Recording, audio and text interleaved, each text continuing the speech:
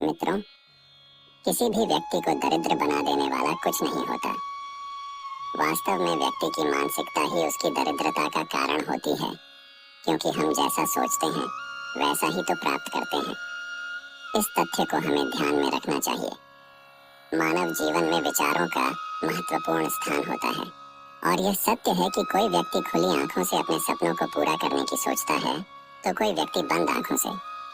मित्रों, आज हम इस वीडियो के माध्यम से आपको उन बातों के बारे में बताएंगे जिनसे आप भी एक ऐसी मानसिकता विकसित कर सकते हैं जिसे आप भी अपने जीवन में सफलता और शांति को प्राप्त कर सकें।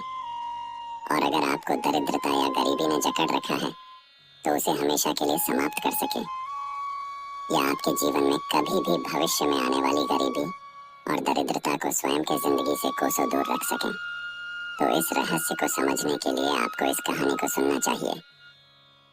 एक समय की बात है, गांव में एक मास्टर जी ने अच्छी शिक्षा देने के उद्देश्य से एक स्कूल की स्थापना की। उस स्कूल में बहुत सारे शिष्य पढ़ने आया करते थे। मास्टर जी भी लगन और मेहनत से और बिना किसी लोभ लालच के ईमानदारी से बच्चों को बेहतर से बेहतर शिक्षा देने में जी तोड़ मेहनत कर रहे थे। एक दिन मास्टर जी और उनका एक शिष्य गांव में शिक्षा के प्रसार के उद्देश्य से गांव का भ्रमण कर रहे थे। जब वे चल रहे थे तो एक बड़े से खेत के पास पहुंचे। वहां उनको जोड़ों की प्यास लगी थी तो उन्हें उस बड़े से खेत के बीच में एक फूस की झोपड़ी दिखाई दी।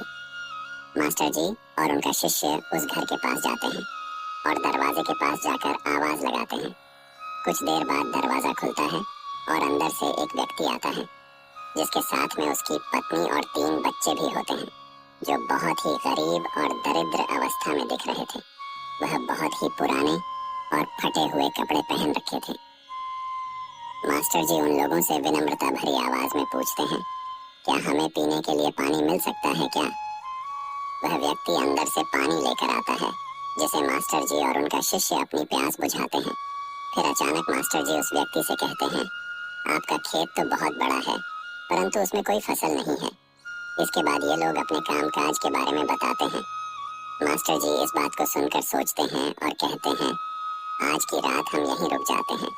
फिर मास्टर जी उस व्यक्ति से रुकने की अनुमति मांगते हैं और वह व्यक्ति मान भी जाता है और मास्टर जी और उनका शिष्य वहीं ठहर जाते हैं।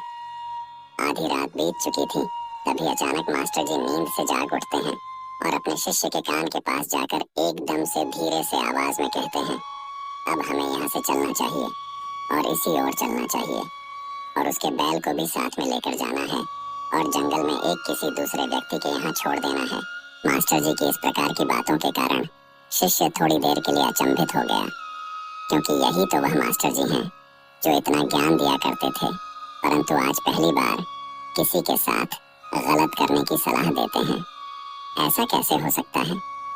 लेकिन शिष्य मास्टर जी की बातों का अवहेलना तो नहीं कर सकता था। आखिरकार वे मास्टर जी और शिष्य जंगल की ओर बढ़ते हैं। जब उन्होंने उसके बैल को कहीं दूर ले जाकर एक किसी दूसरे व्यक्ति के यहाँ छोड़ दिया, जहाँ से उन बैलों का वापस आना तो बहुत मुश्किल था।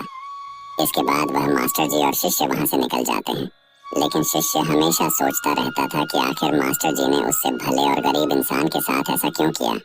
लगभग 10 वर्ष बीत जाते हैं और वह शिष्य खुद एक बड़ा व्यापारी बन जाता है। तब उसके मन में फिर से वही प्रश्न अक्सर आने लगा। फिर एक दिन उसने सोचा कि क्यों नहीं उस गरीब व्यक्ति से मिला जाए जिसकी बैलों को हमने किसी और के यहाँ छोड़ी थी, और उसे कुछ आर्थिक सहायता दे दूं जिससे उसका जीवन खुशहाल बन सके। इस सोच के साथ वह निकल पड़ता है और कुछ ही समय में उस व्यक्ति के पास पहुंच जाता है। लेकिन वहां का दृश्य देखकर वह चौंक जाता है, क्योंकि अब उस खेत में कई पेड़ पौधे के साथ साथ कई प्रकार के फल भी थे। लेकिन वहां उस झोपड़ी के बजाय एक विशाल और सुंदर महल था। इसे देखकर शिष्य के मन में विचार आता है कि शायद वह व्यक्ति सब कुछ बेचकर इस जगह पर बस गया होगा, और यही सोचते हुए वह फिर से उस व्यक्ति के पास जाकर कहता है, शायद आप मुझे नहीं पहचानते। कुछ वर्ष पहले हम एक दिन मिले थे।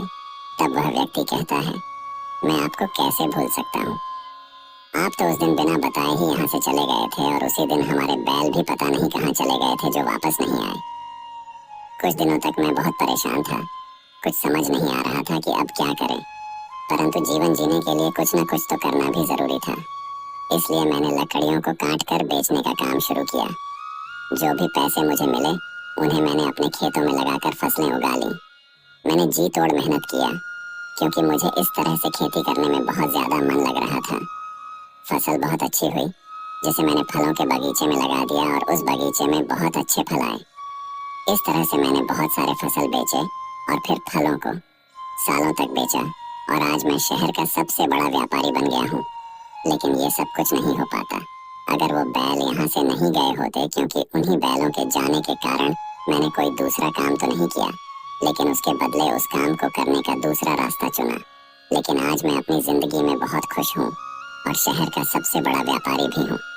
ये बात सुनकर शिष्य कहता है, ये काम तो तुम पहले भी कर सकते थे। अब वो व्यक्ति बोलता है कि कर तो सकता था, परंतु उस समय मेरी जिंदगी बिना मेहनत के भी चल रही थी।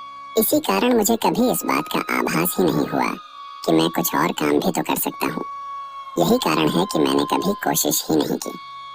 लेकिन बैल के जाने के बाद मुझे यह एहसास होने लगा कि मैं कुछ और भी कर सकता हूँ और मैंने उसी समय यह दृढ़ निश्चय किया कि अब अपनी जिंदगी में जो कुछ भी करूँगा वो मैं अपने बल पर करूँगा और अपनी काबिलियत के दम पर करूँगा।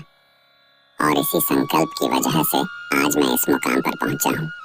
शिष्य को अब समझ आ गया था कि उसके मास्टर जी ने जानबूझकर कि उसके बैल को दूर कहीं किसी और के यहाँ क्यों छोड़ने की बात कही थी। दरअसल मास्टर जी ने देखा कि वह गरीब और आलसी व्यक्ति अपनी मानसिकता के कारण गरीब बना हुआ है, क्योंकि एक तो ना तो वह अपने परिवार की अच्छे से देखभाल कर रहा था और ना ही उसके अपने बैलों की देखभाल कर रहा था। बस वो थोड़ी बहुत खेतों में काम करता और जैसे तैसे अपना जीवन यापन कर रहा था। बैलों को मास्टर जी और उनके शिष्य ने कहीं दूर किसी दूसरे भले और मेहनती व्यक्ति के यहाँ छोड़ आए थे ताकि उन बैलों का सही से देखभाल भी हो सके। और जब दूसरी ओर वह गरीब और आलसी व्यक्ति सुधर जाता तो फिर उन बैलों को वापस किया जा सके। दोस्तों, इस कहानी को सुनकर यह समझ आता है कि क्या आपके जीवन में भी कोई रुकावट है, और अगर कोई रुकावट है तो उसे पार करने का प्रयास कीजिए। जो आपके पास है ना, उसे खोने का तो भय बिल्कुल मत कीजिए, क्योंकि आपके पास पाने को तो बहुत कम है, लेकिन सफलता के बाद पूरी दुनिया आपकी है। इस कहानी से हमें भगवद गीता के 5 सबक सीखने को मिलते हैं। पहला, कर्म करो और फल की चिंता मत करो। भगवान श्री कृष्ण ने अर्जुन से कर्म करने की महत्वपूर्ण बात की थी, बिना फल की चिंता किए। इस कहानी में प्रमुख पात्र ने अपने कर्म को पूरी श्रद्धा और मेहनत से किया और फल की चिंता किए बिना ही उसने अपने लक्ष्य को प्राप्त किया। दूसरा, मेहनत और संकल्प से मिलती है सफलता। इस कहानी से हमें यह भी सीखने को मिलता है कि मेहनत, संकल्प और संघर्ष से हम अपने लक्ष्य को प्राप्त कर सकते हैं। तीसरा, आत्मसमर्पण। जैसे अर्जुन ने अपने गुरु श्री कृष्ण के साथ पूरी श्रद्धा और आत्मसमर्पण से काम किया, वैसे ही अपने कर्म को आत्मसमर्पण के साथ करना चाहिए। चौथा, कर्म और भाग्य। श्रीमद् भगवद गीता में कहा गया है कि हमें कर्म करना चाहिए, परंतु फल की चिंता नहीं करनी चाहिए।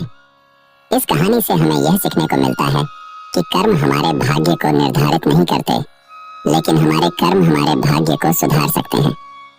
पांचवा, आत्मसंवाद।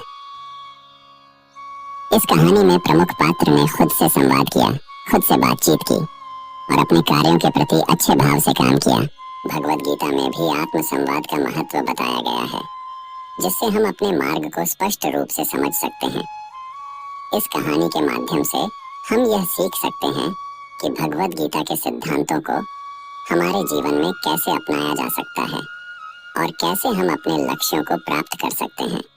ये हमें यह भी सिखाता है कि कर्म, संकल्प और आत्मसमर्पण से हम किसी भी मुश्किल को पार कर सकते हैं और अपने जीवन को सफलता की ओर अग्रसर कर सकते हैं और अपनी जिंदगी से गरीबी और दरिद्रता को कोसों दूर रख सकते हैं। दोस्तों, अगर इस वीडियो से आपने कुछ भी सीखा हो तो कमेंट में जय श्री राधे कृष्णा अवश्य लिख दीजिए और साथ ही इस वीडियो को लाइक और चैनल को सब्सक्राइब कर लीजिए और बेल नोटिफिकेशन आइकन को ऑल पर सेट कर लीजिए। धन्यवाद।